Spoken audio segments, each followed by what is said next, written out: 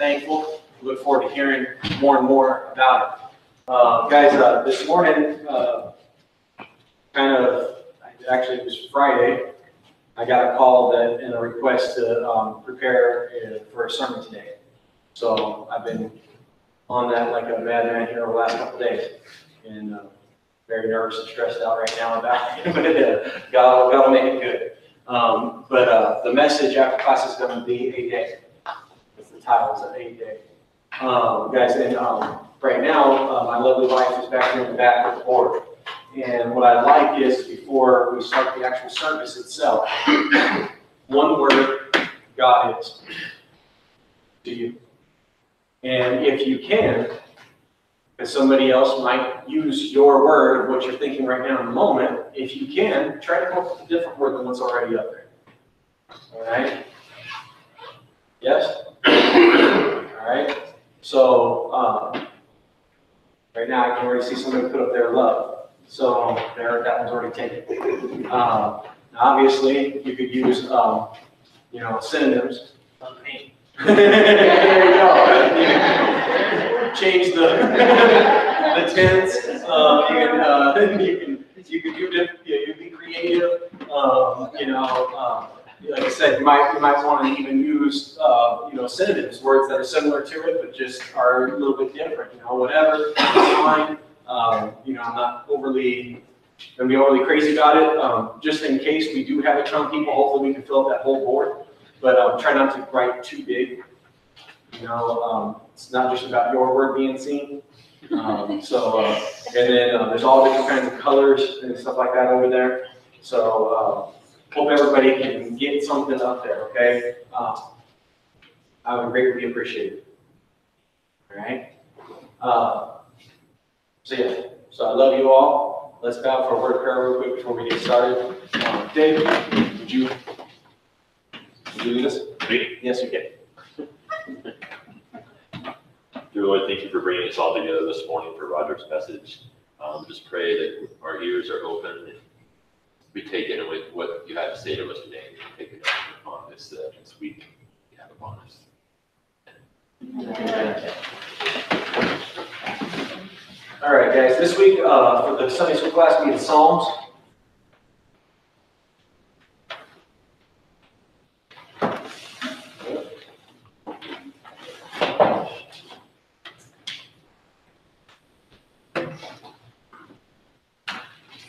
Sorry, I had it turned to the wrong one.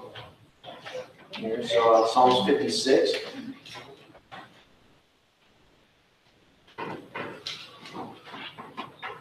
And back into Malachi 3, which we touched on last week. So last week we covered Psalm 62, and then from 62 into Malachi 3. Today, last week, kind of one of the big things to me was just He is. I mean, He's the Lord. He's our salvation. He's our rock. We do not move. And this world says all these other things. And those that stay there, judgment will come. The way that it is. David says that the enemies will be destroyed. They'll be swallowed up. You have these different scriptures that testify to such in that day. But until then, for us, He's our rock and He's our salvation. And so we come together as in Malachi, as he states, and meditate and talk about it and worship it. And he says, and the Lord heard them. This whole entire series that we've been on through Psalms has been, in my heart's desire, is for us to remember Him day in and day out. For us to, in the moments of challenge, to remember Him. In the moments of sweetness, to remember Him. In the moments of whatever chaos might be going on, that we remember Him, or no matter how smooth the sea seems to be, that we remember Him. And so we've looked at different writers of these Psalms, and we've looked at all these different ways that they in situations that they were in. We had the one old boy who had committed some sort of sin, and it was just tearing him up. He was guilty. He couldn't sleep. He was begging for God to help, and yet it was just all about himself. I don't know if you guys remember that one, or how many of you remember that song. But he was just fighting, turmoil, wrestling this way, that way. Man, God's forsaken me. Why don't God just kill me? Is almost really what it came down to. Because God hates me. He's removed his mercies from me, which is amazing and funny because that same psalmster writes in a different song about how the enduring mercies of the Lord. Now, at the beginning of that song, he said, now, when this night started, I prayed to God for him to hear me. And he said, and he did. Now, the first half of that song has nothing, it's all about himself, and it really has nothing to do with God. And so the turmoil, the flipping and the flopping, and hours and hours and hours of it, and the pain and the suffering, and the wrestling with all of his sins and everything else. And then all of a sudden, there's a turning point, though. And that turning point, according to the way that it's kind of described in there, is closer to the morning. And all of a sudden, he says, you know what? Instead of me looking at all of these things that are going on right now, what I'm going to do is I'm going to set my mind on the wonderful victories and works. It's all right. Wonderful victories and works of the Lord that he's already done. That he did all this time before. And he's never stopped doing these wonderful works. And so as he walks that, then he starts going through, and then you see there's joy, there's desire, there's love, there's peace. I don't know how much sleep, maybe an hour or whatever else, but he finally got a little, you know. All of a sudden the fight was gone because instead of him looking at himself and the things of this world, he started looking at God. And what he remembered, and he said, man, I'm going to set my mind there. I'm going to put my mind on his works, not on my things. And then the peace of the Lord, then the joy returned.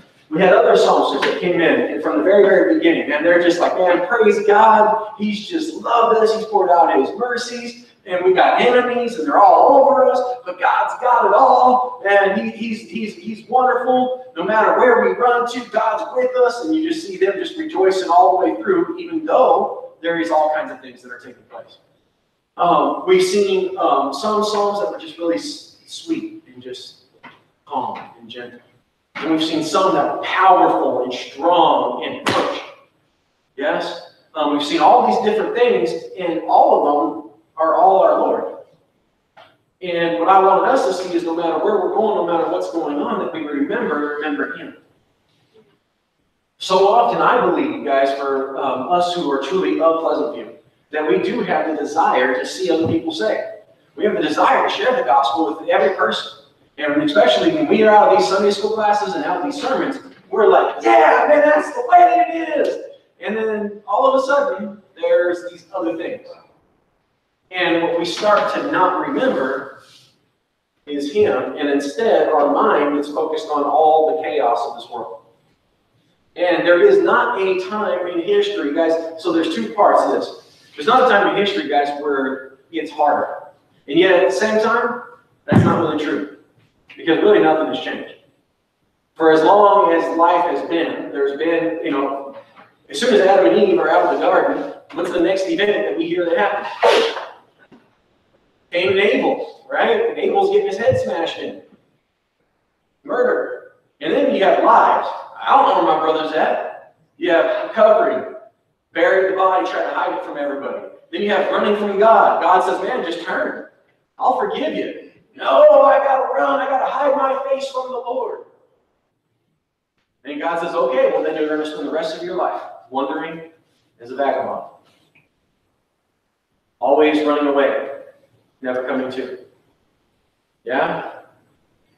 So from the very beginning, these things have been. Yeah? How long do you think there's been tsunamis?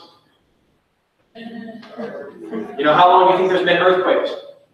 How long has there been volcanoes and them erupting? Guys, as far as history tells us, and even science tells us, that as long back as we could possibly come up with a date of existence, these things have always been there. Yes? So we've always had hateful people. We've always had murders. Yes? We've always had people talk against the Lord. Yes? And we've always had some that believe the Lord. Yes? We've always had earthquakes. And we've always had those who brought God's words that brought peace to the land. Yes? These things have always been. So people are like, oh, well, you look at nowadays. Well, you know what? Nowadays there is the one thing, and honestly, it is the technology. You know, in my opinion, it is ridiculous how much nastiness can be brought in just seconds. And what I mean by that is maybe there's one story that's nasty. But have you ever scrolled down to see how many comments are made on that one story? And how fast that they'll fly? And everybody's making judgments, and everybody's saying more hateful things, and everybody's trying to get it all riled up, and you know what they want to talk about? And some of them will even say, God, and boy, God's going to get them, and then God's, you know, God's getting us to attack this country because this country's horrible. What does God say? All have sinned and all come short of the glory of God, and what does God desire for it all? Right? But we'll get so caught up in the moment of reading these different things, or looking at these different things, and they fly to us like crazy. And guys, our kids exposed to those things more than ever before. Okay? And, you know, to me, it's just sick and disgusting. I did not even have a cell phone until I was in my mid-20s. And I only got that because of work. And it was a flip phone. Yeah? And, you know, guys, Bob still got a flip phone. And a wise man. I've been thinking about going back just for a simple purpose of not having so much flying at me. You know, guys, but with the access to those things, you know, and our kids and everything, and I would ask you as parents, man, really be wise about that. You know, I understand wanting the kids to be able to have, and I'm that way, okay? Like anything I did not have, I want my kids to have. All right? Now it's amazing because so many of those things I get them, they don't care about them at all. I get it back when I was a kid, so I bought it because Yeah. bought a bunch of Legos because I love Legos. They sit there. I remember building and destroying and all these different things, and they just sit there. You know, huh? For the box, I play with that. Yeah, you give them the box, so they'll play with the box. Yeah, but not the actual. Yeah. The guys, you know, you know, there is a side to it that that there is more to try to distract us today, but it doesn't mean that we have to let it. For if we just remember Him, then we can overcome this world and the things of this world instead of being overcome by it. Because God's Spirit is in you. And I've heard your own testimonies. I've seen you share the gospel. I've heard you lift me up at times when I was down. And literally from almost every single person that's sitting in here, I've had that experience from you. But sometimes, if we're just not thinking of Him, then we won't bring that experience to anybody else. And while it's been wonderful for me, and I pray that you continue for me, for my sake, I pray that you continue for each other's sake. But you know, at some point in time, guys, it's got to be about their sake too. And remembering during the week is when we're around them, those who are outside. Yes? And so if we're not remembering Him when we're out there dealing with the things of this world that we have to, yeah, then we won't speak about Him. Right? Use this analogy 1,000 times. If you go to a good movie, what do you tell everybody? Yeah? And if it was horrible and it was a waste of money, you'll tell them that too. So no matter whatever you're looking at and your perspective of something, you're going to express that. So if what your perspective is just this world and all the things that are going on in this world and what you think is right and wrong about this world, that's what you're going to talk about. But if your perspective is God and what He's already done and what He's already overcome and His love for you, then that's what you're going to talk about. Yes? And when we all agree we need to do a lot more talking about Him, whether it's to ourselves and to everybody else throughout the week. Yeah? No? There's a few of you that won't give that to me? Or are you just asleep?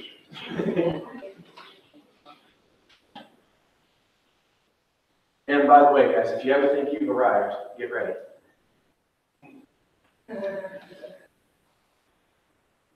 You understand what I mean by that? Bob, no? If you ever think that you've accomplished it completely, oh man, no, I've got Him, I don't need, I know and I've got it, like God's really great at letting you know that you don't, and that there's always more, and there's always more of Him. And so never really fall into that you think that you've arrived, but be humble before the Lord, and knowing that His ways are not our ways. Right? And in fact, He is so much higher than us. It's as if the heavens above the earth. Yes, and we get to see it in pieces, but we'll never get to see the whole entire thing. Yeah, even with all the technology that we do have, guys, even man can't see the whole thing. Does that make sense? That's God. Yes? And so, always loving Him, seeking Him, and following Him. Now, the pastor did a sermon on this back a few weeks ago. So all the focus at this point has been remembering Him. But the reality is that you also need to always remember is how much He remembers you. Okay? So today, Psalms 56.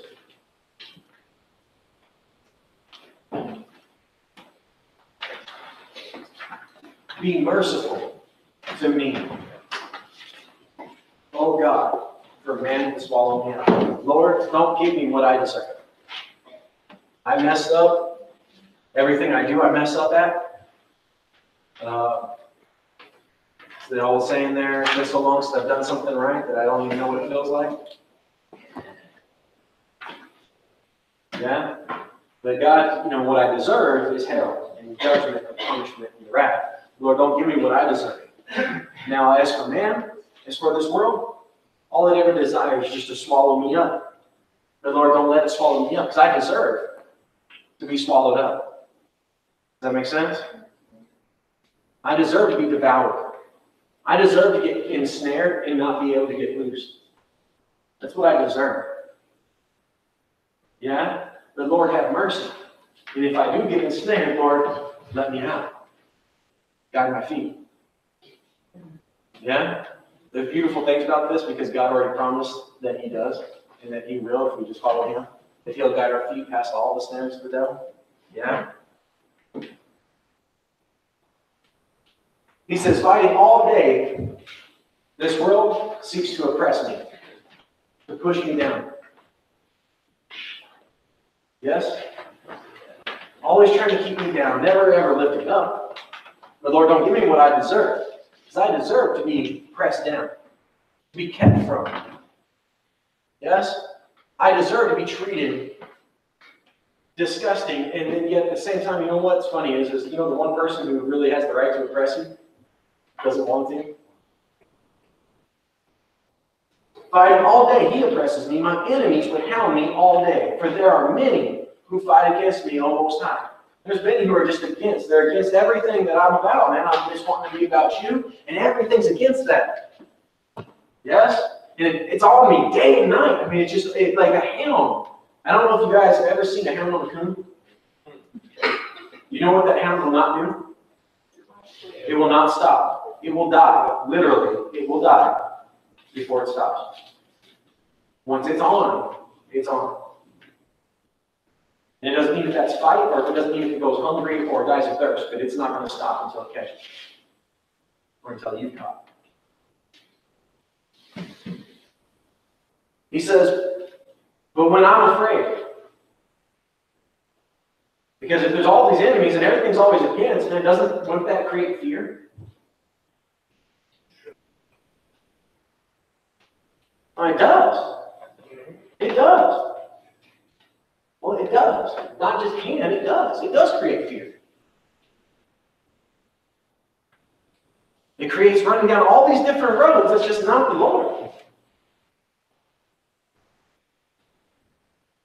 So whenever I am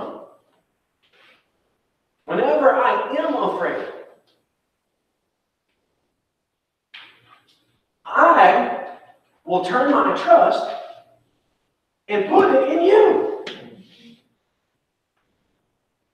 Because if I start trusting anything else, if I start trusting what I think, and if I start trusting this way or that way, I'm going to be done. I'm toast. And that oppressor, he's already got me. Snared? Oh man, and can't even see it. Yes? He says, so what I be honest, I want to trust in you, though. Because again, like those promises, no, Lord, you'll guide my feet. You'll bring me aside still waters to where I can drink from the waters of life, which is Jesus Christ and what he's done for us, without having to have any kind of fear that I'd be swept away. No, Lord, you promise that you'll guide us and give us the green pastures, the best. Yes? That's your, man, Lord, I'm going to put my trust in you. In God, he says, man, in God, I'm going to praise all of your words. Not my words, not man's words, but I'm going to praise your words. In God, I have then put my trust, so I will not fear. I'm not going to continue in what was fearful. Instead, I'm going to trust you. I'm going to rely on you. I'm going to rely on your words. And when I see them take place, I'm going to praise you.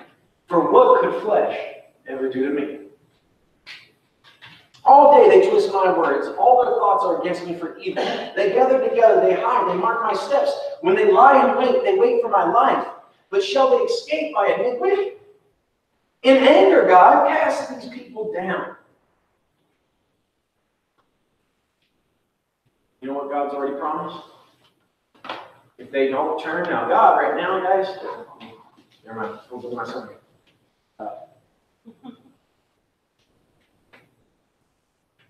God desires for them to be saved today.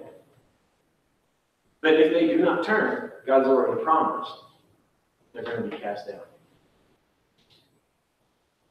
And that should not be our desire in that sense, and yet at the same time, it's a reality. Now, what this does do, though, is it relieves you from having to live anything towards them. Because who's the judge over them? Who's the one that will take care of any judgment that needs to take place with them? Who's the one that's going to take care of any kind of punishment?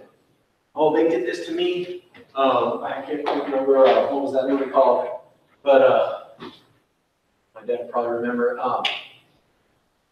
The old boy I want to say his family was killed or something like that. Anyways, he finally tracks down the old boy, and the old boy says, I'm going to wait, for justice.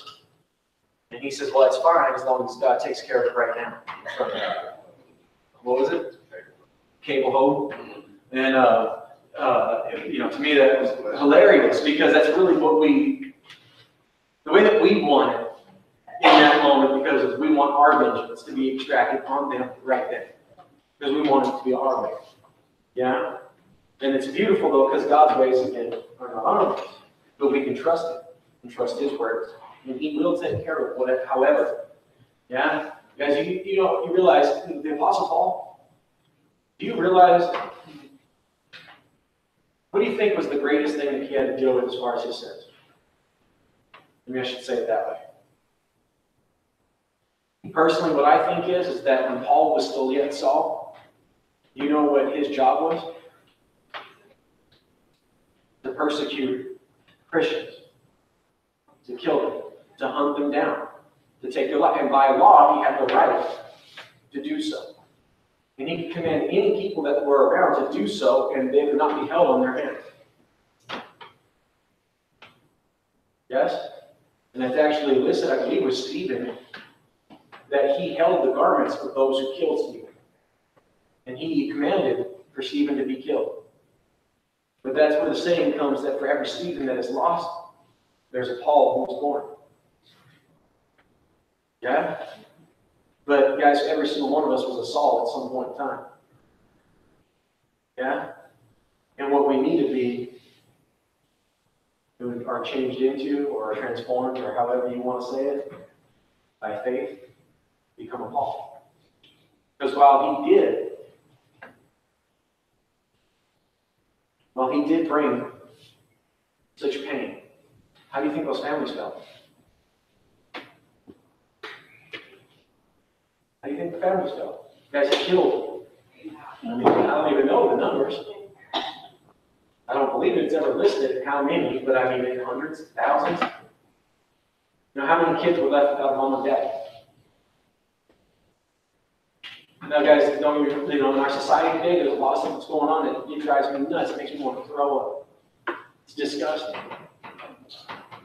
Justifying by a borderline to destroy families. Disgusting. It's supposed to be the land of the free, the land of hope. You know, we once had a statute that said, man, Lord, that to give us all of what you did not want. We'll take it and make it good. He's talking about people. I guess they etched at the bottom, I can't remember whose article that was, the guy who writes for Arizona Republic as the big comics. And then he says that now we etch at the bottom, except for the Mexicans. You can give us all of this, just don't give, guys, no, that's not supposed to be, but you know what, that is. It's just the way that it is right now, and I can't change that. I can't, I hate the pain and suffering of it, but I can't change that. And you know what? There's been times in my life when something did not go the way that I wanted to go. Somebody sinned against me or something against you. And I don't want their life. How do you think that those families felt? What do you think about the pain and the suffering? How do you think about the church, the body of believers in those towns that we're still believing when all of a sudden there'd be a portion of the congregation that was just killed? You think it would create some heartache? Yeah? But whose is vengeance? And how does God extract vengeance? It's a trick question. Because God is God and is not you.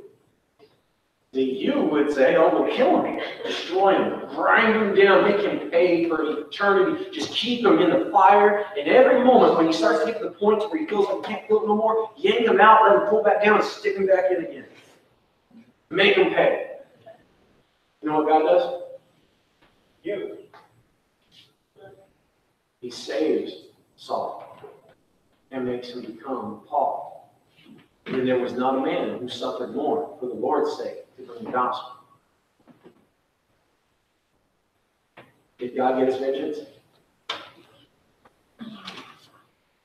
Not in the way that we would want vengeance to be taken. When it's something that happens against us. Instead, he saved a sinner. He made him one of the greatest evangelists that ever walked the face of this earth. Yeah? It's not our way, it's God's way.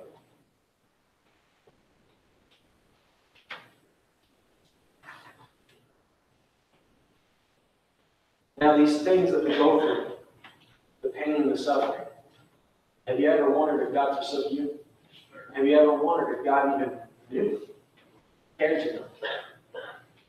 You guys, one thing to remember, all your feelings, where they come from. And I talked about this a couple of weeks ago, but, and last week as well, you only feel in part. God feels perfectly. He is holy. When God loves completely. When God hurts completely.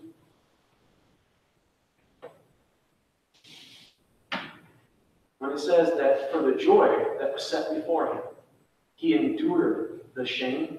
How much shame? You think you've been shamed before? You think you've been embarrassed by something?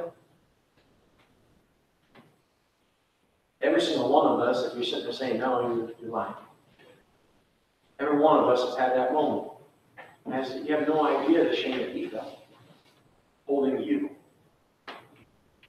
And in that sin, you don't even have a clue. We don't have an idea. We cannot even begin to comprehend. Last week I talked about, it's like if you took one stone and you toss it in the water. Does it only disturb that one spot of water? No, it ripples out. The pain never stops just in that one spot. It always ripples out. That's when sin takes place. It doesn't just happen right here. It ripples out. Now, do we want it to ripple like that? Well, no. Do we even want to throw stone in the first place? A lot of times, no. That wasn't our intention, but that's what ends up happening.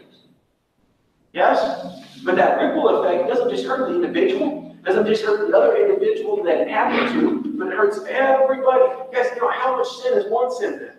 See, we always want to try to weigh and measure these things. Like, we do not even begin to comprehend when Jesus Christ took on all the sins and the sins of this world, from beginning to end and from the end to the beginning. Do you realize the multitude, the magnitude? Guys, when I preached that sermon, Every drop of water that's in an ocean, how many of your sins, how many sins have you committed? How many oceans would it fill up?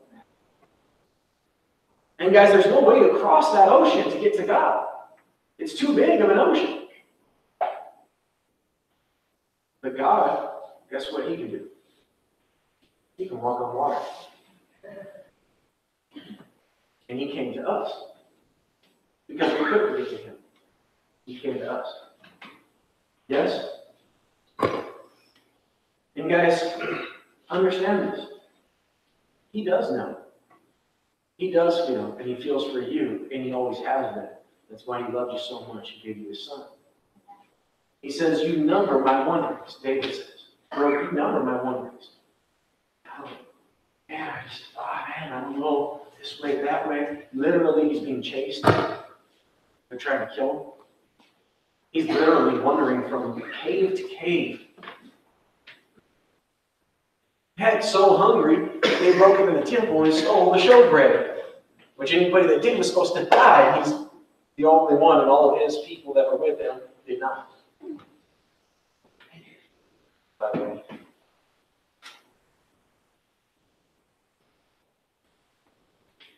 You number my wonders. Have you ever cried? Have you ever hurt? Now, there's all kinds of tears, okay? So when he says this, when he says he puts my tears into your bottle, you put my tears into your bottle? Guys, I don't know if there's different bottles or not, but I know there's all kinds of different tears. And I know that every one of them, though, He feels.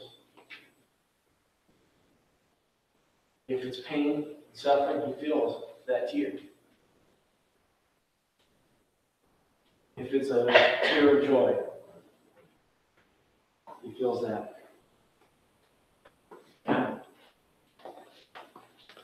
The magnitude of that statement right there, guys, I don't think we can begin to comprehend. But if He's putting them into a bottle, what is He doing? What do you do when you put stuff into a bottle? Why do you put it in a bottle? Okay, to save it. Yeah? Why? Okay, to use it. No, why is He saving your tears? Okay, because you are precious to Him. Because you are. Because He remembers you. During the good times, He remembers you. During the bad times, He remembers you. During the days that are up, during the days that it doesn't matter what it is, He remembers you. And He wants you to know that whether it's a tear or whether it's a laugh, He remembers you. Your wonderings, this, that, and this other's trying to attack, man, God's got all of that. Yeah? He's got that in His hands. And He goes on to say, are they not even in your book? When I cry out to you, He says, then my enemies, then they'll run away.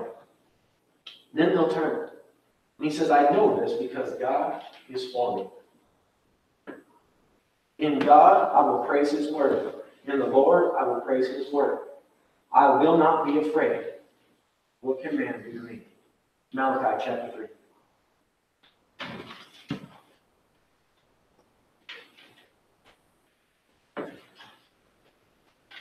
Now, guys, if God is, and I'll ruin the board if I start telling you all things that God is. Give you too many ideas.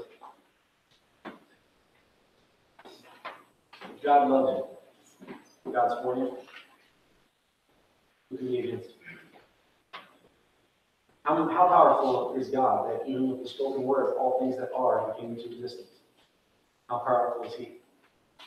So when He says, I'll remember your words, I'm going to praise your words. Yes? But then, guys, there's another voice that we hear. In Malachi, guys, he actually covers, and I don't have enough time to cover every single one. Malachi, usually, for some of us here, I mean, maybe I should just ask you, what do you think when you hear the book of Malachi? What do you think? Tithes and offerings? What did you say? tithes and offerings, is Malachi chapter 3. There is not a more just precise reality of the way that it's put so bluntly over what God says and what we try to live. Okay?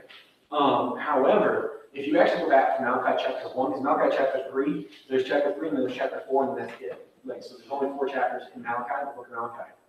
3 is usually what catches a lot of the focus. But if you go back and read in chapter 1, what you'll see is that Malachi deals with a lot of different ways that they are living against the Lord and stealing and robbing from the Lord. Every one of them. Every one of them is about how they're robbing him. Okay? But when the question is asked, so Malachi chapter 3, verse 8, will a man rob God? God asked. Would a man dare to rob God? He sees all things, knows all things, is all powerful. He is the judge. He is the eternal judge. Yeah?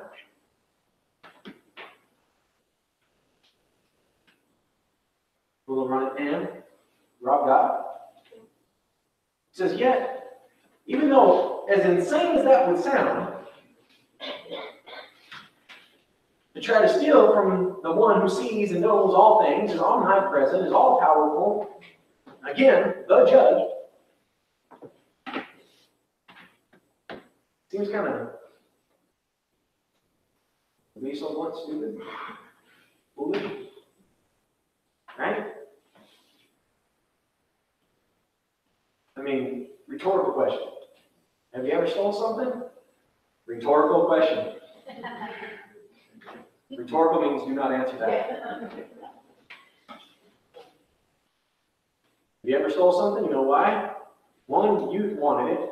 You didn't think you could obtain it any other way. You did not want them to have it, and you thought you were not going to get caught.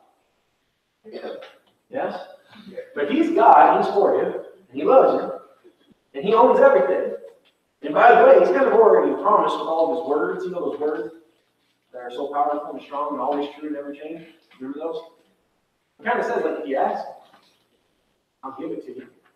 He says, but would a man hand his son, when he asks for bread, would he hand him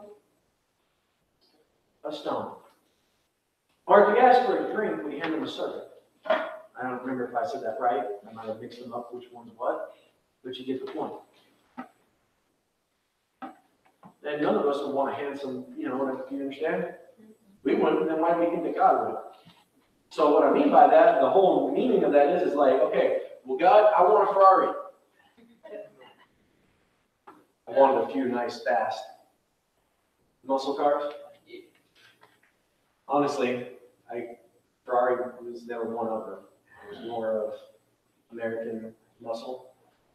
So personally, that was just me. But whatever yours is. Why didn't God give it to me? God gave me a 1973 Oldsmobile Royale.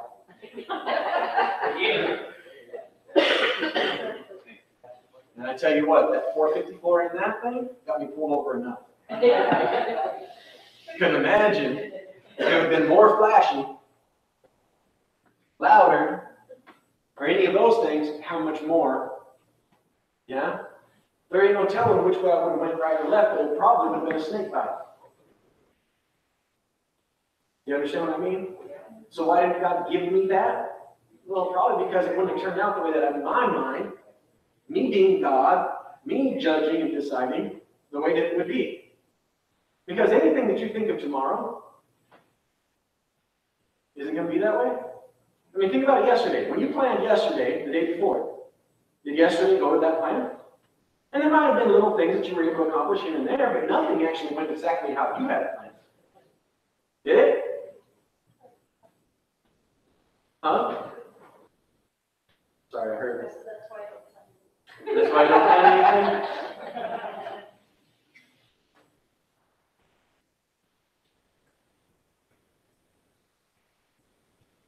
Well, man, rob God. Yet you have robbed me. But you say, in what way have I robbed you? So you know what God goes to right here? One of the easiest ones for you to see. Because what do you have to have in this world in order to survive. They have. They have money. So what is our value system in this world? I mean, why do you go to school for 20 years of your life? So you can get a good job so you can make more money. Right? That's the drive behind it, right? Now, don't get me wrong. Everybody, young ones, stay in school. Get your education. And don't think that it's so easy to go back and get later on. Because percentage-wise, less do than don't. And the numbers are ridiculous. So do everything in your power, whether it's just even one class, whatever it is, stay in school, get that degree. There will become a time in our life in which it will be necessary. And there once was a time in America where it was necessary. And it will come back again. If you want to make the money, if you don't want to be scrubbing toilets, okay, for $5, well, $10, right? But then inflation took place and everything went up a couple more dollars, so same as when it was $5. Yeah? They made us feel like, and we thought, oh, yeah, we're going to vote for this, we're going to get a bunch more. But I'm sorry, that's an economics class. Not what we're on today. The reason why it brings forth money is because money is something that we value, something that we can see, something that's tangible. And what the question really is who's God? Is the money God or is God God? So that's why God uses this point right here. Now it's an ordinance and it's something good for us to do for our faith, to grow, that we see that every bit of effort that we put in is for the Lord and is not for this world. That every dollar that's gained is not just for me and for this world, but it's for the gospel's sake and it's for the Lord's sake. Yes? And literally, the pastor would be paid, and paid handsomely. And you know why that even was that way? So that way no other nation, no other words could ever be brought in and bribed, where the pastor would be about something else besides bringing just what God says. Where he wouldn't be consumed with worrying about anything else besides just bringing you what God really says. So God has a purpose and a point behind it that's way bigger than probably we really understand. But even just for you physically, just for, and when I say you, that's me. It's us. The pastor himself tithes. Yeah? That's why he brings this. Now I'm going to jump. He says, man, now the Lord comes back and he says, man, Lord, your words have been harsh against me. And they say, well, how have we been harsh? How have we spoken against you?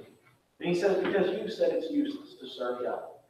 And you know what? Just even this past year, you know what? I've heard different ones that call themselves Pleasant View that have said such things, that it's useless to serve God. Guys, man, that's a scary thing to say. Who is God? And what does it mean to call him even God?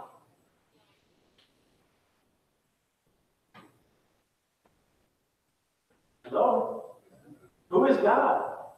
And what does it mean to call him God? Got Robert mumbling and cricket sounding on. Guys, if he's God, that means he's the creator. He's the owner. Yes? He's God. Yes? What servant is there that will defiantly say to their master that they will not do? That still maintains and lives and survives. Yeah? And we see that in the world. Why we live different towards God. Yeah? And by the way, his service, oh, it's so hard. Love the Lord thy God. And don't get me wrong, there's times where it's actually hard.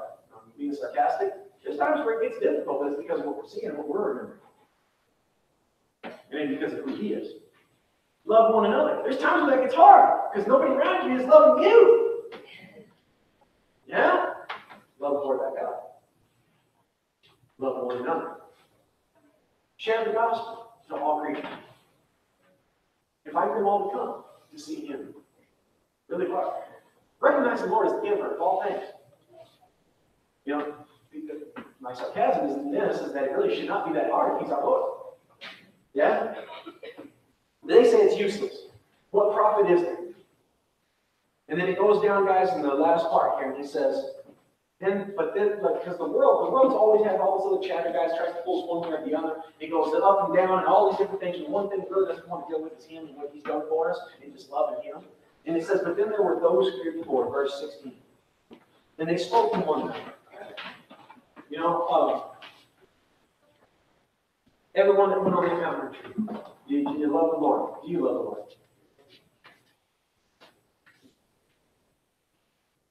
Do you want to honor him? Do you want to be thankful for him? Do you want to show him every bit of respect? Because that's the way I'm describing to you. Because there were those who feared the Lord. What did you guys do while you guys were there? Did you guys want to speak to one another? Oh, yeah. No? Nobody want to talk to each other? One thing that's awesome about being out there is I can't help it because you ain't going nowhere. You can try. You need some mountain lions. Or one of those nice Mexican gray wolves standing up there now. Really up there. Put fear into those who did not go. It's not like they're walking around on top of you all the time. By the way, he's like, yeah, that's why I didn't go. That's why I didn't go. No. You got to remember that God's the one who beds them down every night. God knows where they're at. He takes care of that too. Notice I didn't say that it could not happen. I just said the Lord's got over that too. He says, a book of remembrance. I'm sorry, the Lord listened and he heard them. I'm sorry, Lisa, I'm out of time. The Lord listened and he heard them. As you know what we're doing right now is we're talking about him. Yes, we're worshiping him. Yes, we're fearing the Lord. Yes, love, honor, and respect to him. And the Lord listened and he heard them. And a book of remembrance was written before him, for those who fear the Lord to meditate on his name. They shall be mine, says the Lord, on the day that I make them my jewels, and I will spare them as a man spares his own child that serves him. And then in that day, then you will be able to discern. You may not be able to discern right now between the sheep and the goats. That's okay, don't be worried about that right now. You just keep on loving the Lord, following him, and you know what you are. And in that day, though, you'll discern between the righteous and the wicked, between one who serves God and one who does not serve God. But don't worry about it today. Never mind, I'll preach on Sunday. Don't worry about that now. Worry about who he is. Worry about, when I say worry, I don't mean that like, oh, just love him. See him for who he is. Follow him. Be about it. Yes, class? I love you. I'm sorry for holding you so late. Okay, one more thing, real quick. Or back here in the back.